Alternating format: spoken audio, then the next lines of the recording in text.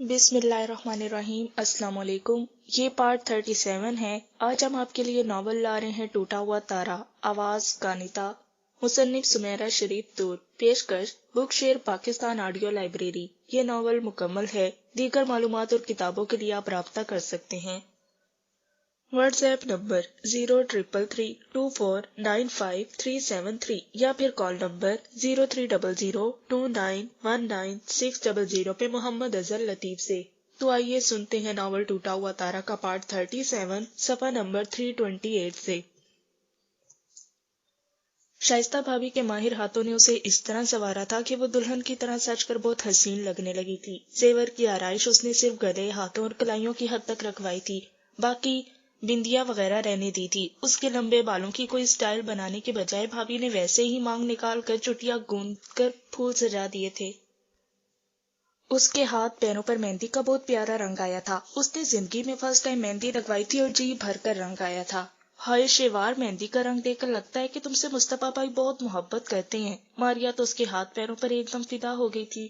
اس وقت وہ مکمل طور پر دلہن بنی ہوئی تھی، سوائے ماتھے کی بندیا کے سبھی اسے سراہ رہی تھی۔ ماشاءاللہ بہت پیاری لگ رہی ہو، انا نے بھی دل کھول کر سراہا تھا۔ ظاہر ہے پیاری ہے تو پیاری لگے گی۔ عائشہ نے جھک کر اس کی پیشانی چوم لی تھی۔ وہ اس سے پہلے ہی خاصی پیاری تھی، اب اور عزیز ہو گئی تھی۔ بس مصطفیٰ کے سامنے لے جاتے ہوئے اتنی احتیاط کرنی ہے کہ اس کا گھونگھٹ نکال دینا، ورنہ رخصتی کی فرمائش پکی ہے۔ لائبہ بھابھی بھی چھیڑ رہی تھیں۔ کچھ دیر بعد نکاح ہونے کا شور اٹھا تو شیوار نے انا کا ہاتھ مضبوطی سے تھام لیا، جبکہ روشانے کے سر میں درد ہو رہا تھا۔ وہ دوپہر سے دوسرے کمرے میں لیٹی ہوئی تھی۔ میرے پاس بیٹھی رہو بس، وہ کہہ رہی تھی۔ شائستہ بھابھی نے اس پر چادر ڈال دی۔ نکاح خواہ نے باہری نکاح پڑھوایا تھا مردوں میں۔ نکاح کا رجسٹر اس کے پاس لانے والوں میں عباس بھائی اور سجاد بھائی تھے۔ تابندہ بھی قریب آ بیٹھی تھی، باقی خواتین بھی ارد گرد تھیں۔ ادھر دستخط کرنے ہیں۔ عباس بھائی نے اس کی گود میں رجسٹر رکھتے ہوئے کونے میں انگلی رکھ کر اسے قلم تھمایا تھا۔ اس نے لرزتے ہاتھوں سے قلم تھام لیا تھا۔ آنکھوں میں ایک دم اس قدر آنسو آ ٹھہرے کہ اس سے کچھ بھی دکھائی نہیں دیا۔ شیوار بیٹا سائن کرو، تابندہ بھی نے اس کے ہاتھ پر ہاتھ رکھ کر کہا تو وہ چونکی۔ آنسو بے اختیار رجسٹر پر گرتے چلی گئی۔ عجیب غمزدہ سا ماحول تھا، سبھی کی آنکھوں میں ایک دم آنسو آ ٹھہرے۔ شیوار دستخط کرو بیٹا، تابندہ بھی نے اسے دوبارہ پکارا تو وہ بے اختیار رو دی۔ عباس اور سجاد نے ایک دوسرے کو دیکھا۔ عجیب سی سچویشن تھی، ان کے اپنے دل نم آلود ہو رہے تھے۔ شیوار، ماں جی بھی پاس آ ٹھہری تو شیوار نے اپنے ہاتھ کو دیکھا۔ اس کے ہاتھ کی ایک ذرا سی جنبش سے اس کی پوری ہستی بدل جانے والی تھی۔ کل تک جو شیوار سکندر علی کہلاتی تھی، ذرا سے دستخط کے بعد شیوار مصطفیٰ کہلائی جانے والی۔ کیا وہ کبھی اس خاندان کے سامنے سر اٹھا کر جی سکے گی؟ نہیں نہیں نہیں، اس کے اندر سے کوئی پرزور انداز میں چیخا تھا۔ شیوار دستخط کرو۔ ماں جی کا ہاتھ اس کے سر پر آ ٹھہرا تو اس کے آنسو بے اختیار بہتے چلے گئے۔ اس نے آہستہ اپنے ہاتھ کو جنبش دی۔ سبھی خواتین اس کے ہاتھ کی حرکت کو دیکھ رہی تھیں۔ اس نے جیسے قلم اٹھایا، کئی چہروں پر رونق آئی تھی۔ عباس بھائی نے صفحہ پلٹا تو اس نے پھر ہاتھ کو جنبش دی تھی، تب اگلا صفحہ پلٹا گیا اور پھر اگلا۔ اس کے بعد اس کے ہاتھ سے قلم گر گیا تھا۔ شیوار کو لگا وہ میلوں کا سفر طے کر کے آئی ہے۔ وہ ایک دم نڈھال ہوئی تھی۔ مبارک ہو مبارک ہو، ہر طرف آوازیں گونج رہی تھی۔ تابندہ بھی نے ایک دم اسے سینے سے لگا لیا۔ دیکھ لو سکندر، میں نے اپنا وعدہ پورا کیا، میں نے تمہاری بیٹی کو اس کے اصل حقداروں تک لوٹا دیا ہے۔ دیکھ لو آج میری آزمائش ختم ہو گئی، آج میں سرخرو ہوں۔ تابندہ بھی کے اندر سے آہیں اٹھ رہی تھی، سسکیاں تھی، آنسو تھے، بین تھے۔ شیوار ان کے سینے سے لگ کر پھوٹ پھوٹ کر روئی۔ شیوار، انا نے زبردستی روتی مچلتی شیوار کو تابندہ بھی سے علیحدہ کیا تو شیوار ایک دم اس کے بازوؤں میں ہی جھول گئی تھی۔ شہوار، وہ چیخی تھی، شہوار شہوار، ہر کوئی پکار رہا تھا مگر وہ ہوش و خرو سے بیگانہ ہو چکی تھی۔ کچھ دیر بعد اسے ہوش آ گیا۔ ہوش میں آنے کے بعد وہ پھر سے بہت شدت کے ساتھ رونے لگی تھی، اس قدر کہ ہر آنکھ اشکبار ہو گئی تھی۔ ماں جی تابندہ بھی کو وہاں سے ہٹا کر باہر لے گئی تھی اور پھر خود ہی اس کو سنبھالنے لگ گئی، اور وہ کچھ دیر بعد سنبھلی تو وہ اسے لڑکیوں کے حوالے کر کے چلی گئی تھی۔ اس قدر رونا اور بے ہوش ہونا! خاندان کا سب سے چہیتا، لاڈلا اور زبردست لڑکا ملا ہے ان کو۔ ماریا کی حیرت دو چند تھی۔ لائبہ بھابھی نے اسے آنکھیں دکھائی۔ تم پر ابھی ایسا وقت آیا نہیں، اس لیے بڑی بڑی باتیں کر رہی ہو، جب تم پر ایسا وقت آیا تو پھر تمہیں پوچھیں گے۔ شائستہ بھابھی نے اسے دھمکایا تو وہ کھلکھلا کر ہنس دی۔ دیکھیں، یہ تو طے ہے نا کہ جس سے بھی شادی ہوگی وہ اسی خاندان کا کوئی لڑکا ہوگا، پھر میرا جانا پہچانا ہی ہوگا۔ خیر ہے، نمٹ لیں گے ہم۔ ادھر پرواہ ہی نہیں تھی، سبھی مسکرا دی۔ تمہاری اماں جان کو تمہارے نادر خیالات بتاتی ہوں۔ آسماں نے دھمکایا تو وہاں ماحول پر چاہیے افسردگی کرتے کم ہوئی۔ وہاں باہر ساری ینگ جنریشن تیار بیٹھی ہے کہ کب دلہن کی رونمائی ہو اور دلہا کے پہلو کو آباد ہوتا دیکھیں، اس کا میک اپ درست کریں اور دوپٹہ ٹھیک کریں۔ ابھی عائشہ کو سب باہر یہی کہہ رہے تھے کہ دلہن کو باہر لے آئیں اب۔ رمشا بھابھی باہر سے آئی تھی، شیوار کے کمرے میں آتی ہی کہنے لگی تو سبھی چونکی۔ نہیں بھئی، ہماری دلہن کی طبیعت ایسی نہیں کہ ادھر لے جائیں۔ انا جو مسلسل شیوار کے ساتھ تھی، اس نے فوراً کہا، مگر سبھی لڑکے اسی آس میں بیٹھے ہیں، باقاعدہ ہاتھوں میں موبائل اور کیمرے لیے کھڑے ہیں، ان کا باقاعدہ فوٹو سیکشن کا ارادہ ہے۔ رمشا نے مزید بتایا تو تکیے کے سہارے نیند طرح شیوار یکدم اٹھ بیٹھی۔ میں باہر نہیں جاؤں گی، رو رو کر تو پہلے ہی برا حال کر رکھا تھا اس نے۔ او کم آن یار، تم کون سا اجنبی لوگوں میں جا رہی ہو؟ وہاں سبھی اپنے ہی ہوں گے، پھر رات جس طرح ہم نے ان کو تمہیں دیکھنے نہیں دیا تھا تو اس وقت وہ بہت کچھ ڈیسائیڈ کیے ہوئے ہیں، باقاعدہ بڑوں سے اجازت لے چکے ہیں۔ ماں جی کہہ رہی تھی کہ ہمارے گھر کی آخری خوشی ہے، بڑے تو سبھی سلامی دے کر ایک طرف ہو جائیں گے، کچھ دیر یہ ینگ جنریشن انجوائے کرنے۔ ہال کمرے میں لے جانے کی تیاری ہو رہی ہے، وہاں سبھی اپنے ہی لڑکے ہوں گے، باہر کا کوئی نہیں ہوگا۔ رمشا نے تسلی دی تو اس نے انا کو دیکھا، اس نے اس کا ہاتھ دبایا۔ کوئی بات نہیں، پھر ایسے موقع پر یہ سب تو ہوتا ہی ہے۔ میرا ہارٹ فیل ہو جائے گا۔ انا کی ہنسی نکل گئی۔ ہم سب سنبھال لیں گے، سبھی پرسکون تھی۔ شیوار نے انا کو دیکھا، اب تو ایک بار سب کے سامنے جانا ہی پڑے گا نا، کچھ نہیں ہوتا۔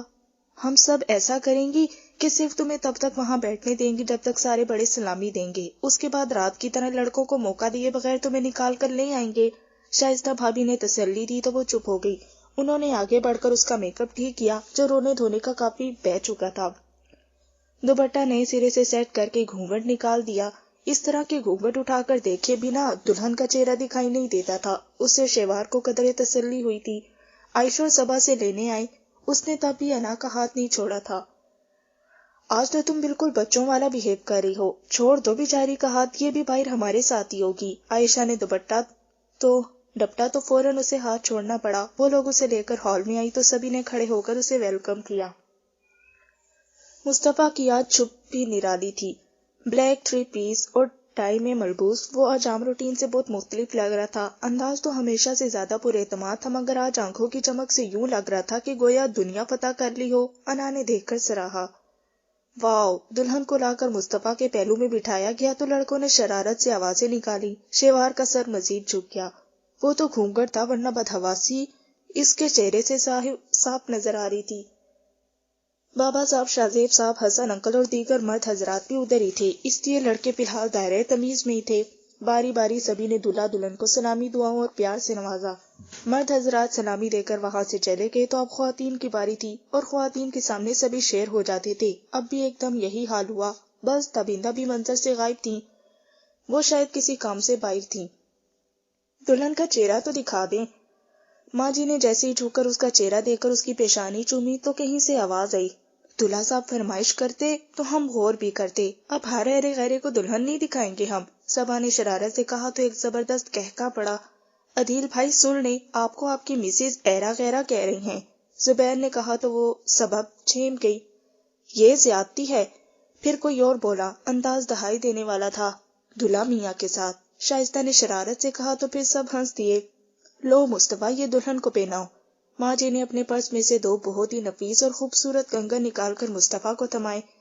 اوئے ہوئے، سبھی کے سامنے؟ زاہد بھائی نے کہا تو مصطفیٰ بھی چینپ کیا۔ اس کے لیے بھی یہ ساری صورتحال خاصی نئی اور دلچسپ تھی۔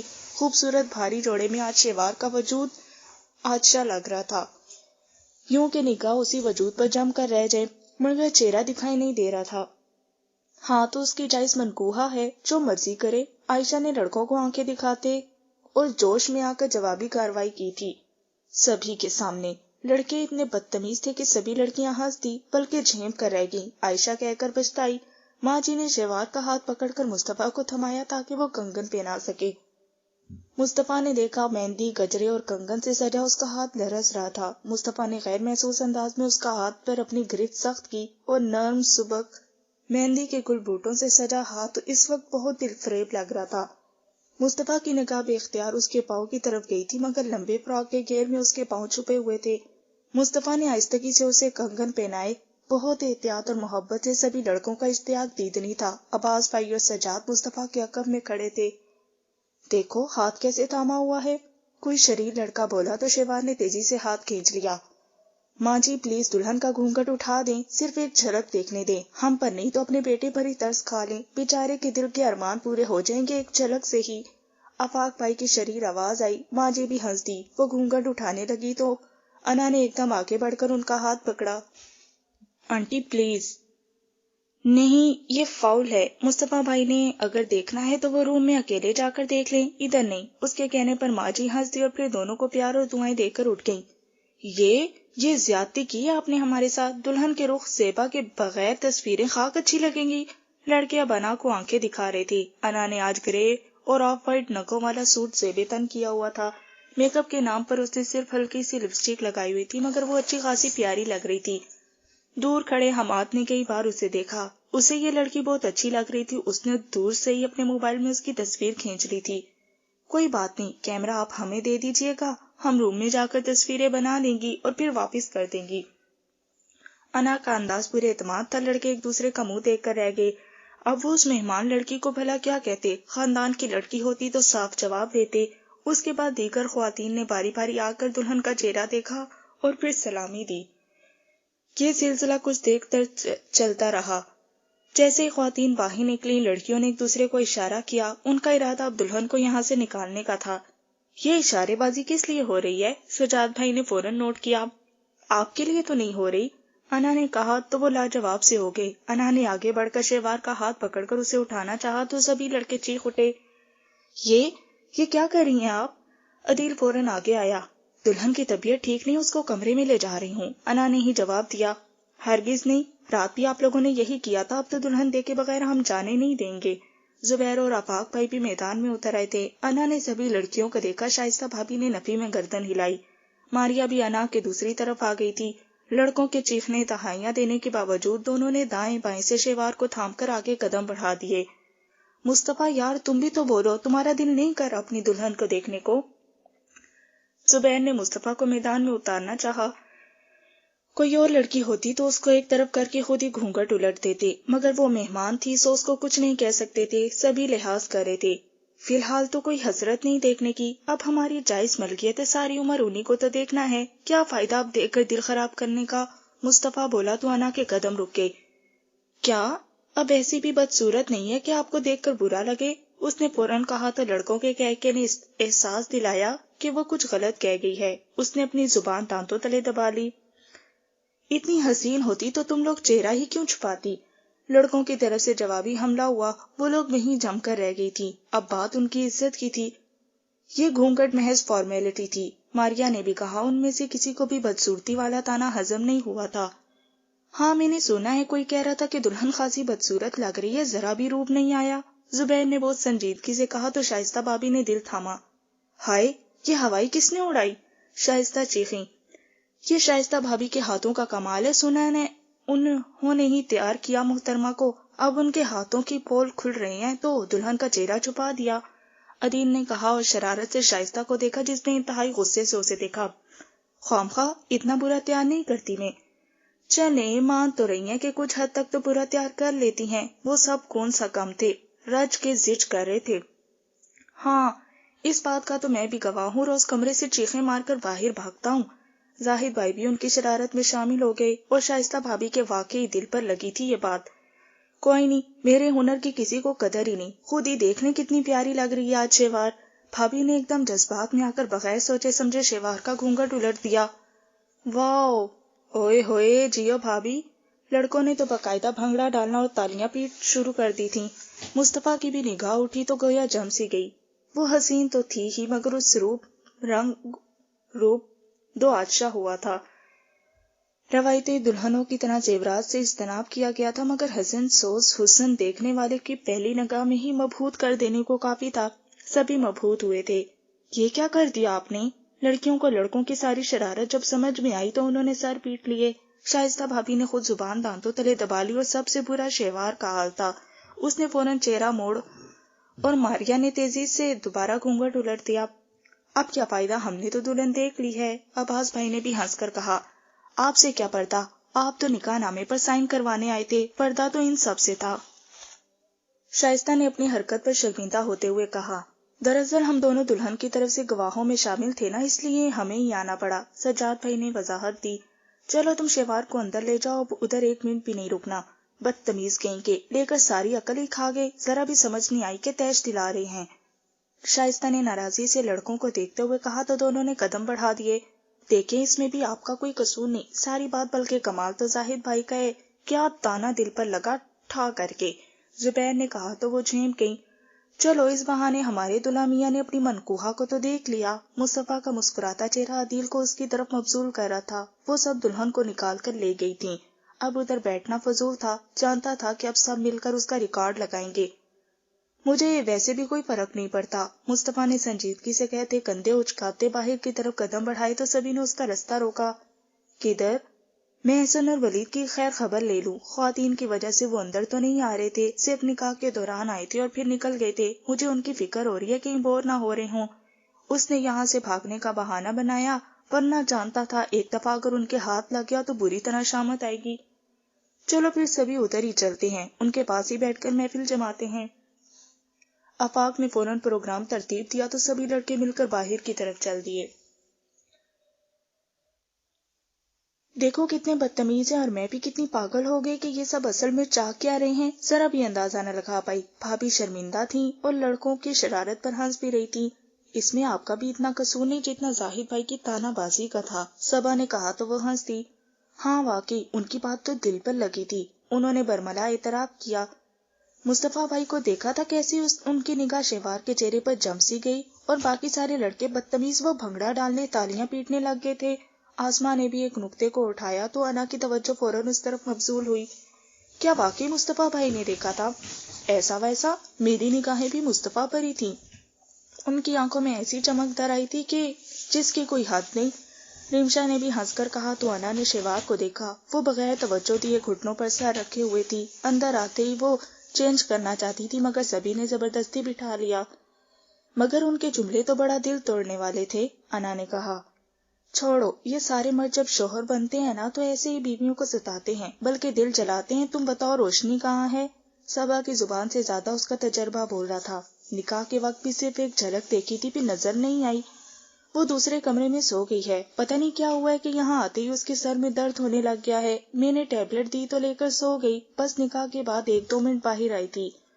ہاں میں بھی کہہ رہی تھی کہ رات کو سب کے درمیان تھی، آج کدھر ہے؟ نکاح کے بعد وہ آئی تھی، شیوار کو دیکھا اور پھر جا کر لیٹ گئی، انا نے بتایا۔ ہاں شیوار کی امی بوا جی بھی کہہ رہی تھی، مہمان لڑکیوں ان سے ملے ہی نہیں۔ کیا واقعی تم لوگوں کی ملاقات نہیں ہوئی؟ صبا نے بھی پوچھا۔ ہاں ان سے باقاعدہ تعارف نہیں ہوا، بس آتے جاتے سرسری نکاح پڑی ہے، وہ خود بھی خاصی بیزی رہی ہیں، انہوں نے بھی توجہ نہیں دی، میں تو ان کی مصروفیت دیکھ کر ہی سمجھی کہ کوئی مہمان خاتون میں سے یا نگران ہوں گی، مگر نکاح کے وقت شیوار کے پاس موجود دیکھ کر پتہ چلا کہ وہ شیوار کی امی ہیں۔ ہاں یوں سمجھو ساری حویلی کا انتظام ان کے ہاتھوں میں ہی ہے، تو 2 دن سے وہ خاصی مصروف رہی، ہم خود بھی ان کے پاس جا کر مل کر آئی تھیں، عائشہ نے بھی بتایا تو اس نے سر ہلایا۔ میں نے سرسری سا ہی دیکھا ہے، دراصل اتنے مہمانوں میں ٹھیک سے دیکھ نہیں پائی، روشانی نے تو سرے سے ان سے ناواقف ہی ہیں، اس کا تو ان سے سامنا ہی نہیں ہو پایا، انا نے بتایا۔ ہاں وہ فارغ ہوتی ہیں تو میں تم دونوں سے ملواتی ہوں، عائشہ نے فوراً کہا۔ پتہ ہے عائشہ، روشانی کو دیکھ کر لگتا ہے کہ میں نے اسے کہیں دیکھ رکھا ہے، یہ تو مجھے کل ان لوگوں کے یہاں آنے کے بعد یاد آیا کہ میں نے روشانی کو کہاں دیکھا ہوا ہے۔ صبا نے انکشاف کیا تو شیوار نے بھی چونک کر اسے دیکھا۔ کیا واقعی؟ انا نے پوچھا۔ روشانی کو دیکھ کر شیوار ماجی اور لائبہ بھابھی بھی اسی قسم کی فیلنگز کا شکار ہوئی تھی۔ اچھا کہاں دیکھا ہے؟ عائشہ نے پوچھا۔ مصطفیٰ بھائی کی فوٹوگرافز میں، صبا نے انکشاف کیا۔ مطلب؟ انا نے الجھ کر پوچھا۔ مصطفیٰ بھائی جب پاکستان لوٹے تھے تو ان کی وہاں کی بہت ساری تصاویر تھی، ان میں کئی تصاویر میں ولید اور روشانی بھی تھیں۔ شروع ہی کی تصاویر دیکھ کر ماجی پریشان بھی ہوئی تھی کہ پتہ نہیں اس لڑکی کا کیا سلسلہ ہے۔ ماجی براہ راست مصطفیٰ سے پوچھ بھی نہیں سکتی تھی کہ لڑکی محض دوست کی بہن ہی ہے یا کچھ اور بھی ہے۔ بہرحال پاکستان آنے کے بعد وہ ان لوگوں کی بہت تعریفیں کرتے تھے، پھر رفتہ رفتہ یہ موضوع دھیما پڑا تو ماجی سمجھنے لگی کہ مصطفیٰ بھائی ان کو بھول گئے ہیں۔ یہ تو کل روشانی کو مصطفیٰ بھائی کے حوالے سے یہاں دیکھ کر سارا قصہ یاد آ گیا۔ اوہ، انا بے اختیار کھلکھلا کر ہنس دی۔ تو یہ وہ سارا سسپینس تھا۔ مصطفیٰ بھائی کا وہاں ہماری فیملی کے ساتھ بڑا اچھا ریلیشن رہا ہے۔ یوں کہہ لیں ہماری فیملی کے ایک فرد کی حیثیت سے اپنے اپارٹمنٹ کے بجائے ہر وقت ہمارے گھر میں ہی پائے جاتے تھے۔ پھر ہم لوگ پاکستان آ گئے اور روشانی، ماموں اور ولی ادھر ہی رہے۔ مصطفیٰ بھائی روشانی کو بہن کہا کرتے تھے، اور جب تک وہ وہاں رہے ہیں روشانی بتاتی ہے کہ انہوں نے بالکل ولی کی طرح ہر جگہ ہر مقام پر ایک بڑے بھائی کی ہی حیثیت سے اس کا خیال رکھا۔ حتیٰ کہ باہر آتے جاتے یونیورسٹی بھی وہ لے جایا کرتے تھے۔ باقی بھائیوں کی نسبت مصطفیٰ بھائی ان معاملوں میں بڑے ذمہ دار ہیں۔ عباس بھائی اور سجاد بھائی اکثر یہی ڈرائیور کی ذمہ داری میں دے جاتے ہیں، مگر جب سے مصطفیٰ پاکستان آیا کہیں جانا ہو گھر میں ڈرائیور بھی ہو تو خود ہی لے کر جاتے ہیں۔ اس معاملے میں وہ بہت ذمہ دار ہیں۔ وہ کہتے ہیں اپنی بہنوں کی ذمہ داری جس طرح ہم خود ادا کر سکتے ہیں کوئی نہیں کر سکتا۔ ان کا موقف ہے کہ گھر کی خواتین کو ملازمین کی ذمہ داری میں دے دینا کوئی خوبی نہیں، اصل خوبی تو یہ ہے کہ اپنی خواتین کو خود اپنی ذات سے تحفظ فراہم کیا جائے۔ صبا کے الفاظ پر انا ایک دم متاثر ہوئی۔ بہت اچھی سوچ ہے، آج کل کے مردوں میں اب ایسی سوچ بھلا کہاں باقی رہی۔ اس نے دل سے سراہا۔ میں اب چینج کرنے لگی ہوں۔ شیوار جو ان کے کہنے پر بیٹھی ہوئی تھی، سبھی اکٹھی ہوتی ہیں تو تصاویر بنواتی ہیں، اب اکتا کر بستر سے اتری تھی۔ ابھی رہنے دو، میں نے مصطفیٰ بھائی کو بلوایا ہے، وہ آ جائیں تو چند تصاویر بنوا لو، وہ بھی تمہیں دیکھ لیں گے، پھر چینج کر لینا۔ عائشہ نے شرارتی انداز میں کہا تو وہ سرخ ہو گئی۔ مجھے نہیں بنوانی کوئی تصویر، میں بہت تھک گئی ہوں۔ وہ اندرونی طور پر اس قدر پریشان اور ڈسٹرب تھی کہ یہ چھیڑ خانی بھی اسے متاثر نہیں کر پا رہی تھی۔ بس دل چاہ رہا تھا کہ سب کچھ ایک دم اتار کر منہ لپیٹ کر بستر پر آ لیٹے۔ شیوار حرج تو کوئی نہیں، انا نے کہا تو اس نے بہت ضبط سے اسے دیکھا، پھر بغیر کچھ کہے الماری سے اپنا لباس نکال کر عروسی جوڑے کو سنبھالتی وہ واش روم میں گھس گئی۔ شیوار کے تیور کچھ عجیب سے نہیں؟ شائستہ بھابی نے کہا تو انا نے فوراً سر ہلایا۔ نہیں، اس کی طبیعت باقی بہت خراب ہے، آپ کے سامنے ہی تو بے ہوش ہو گئی تھی۔ زندگی کا بہت بڑا فیصلہ ہوتا ہے، یہ ایک دم ذہن بننے سے تو رہا، آہستہ آہستہ وہ ٹھیک ہو جائے گی، اسے واقعی اس وقت آرام کی ضرورت ہے۔ انا نے اس کا دفاع کیا، تبھی دروازے پر نوک ہوئی تھی۔ عائشہ نے اٹھ کر دیکھا تو مصطفیٰ تھا۔ وہ مسکرا دی، اس نے کچھ دیر قبل تاج کو مصطفیٰ کو بلوانے بھیجا تھا۔ تم نے بلوایا تھا، خیر ہے؟ مصطفیٰ سنجیدگی سے کھڑا پوچھ رہا تھا، وہ اندر نہیں آیا تھا، دروازے پر ہی کھڑا تھا۔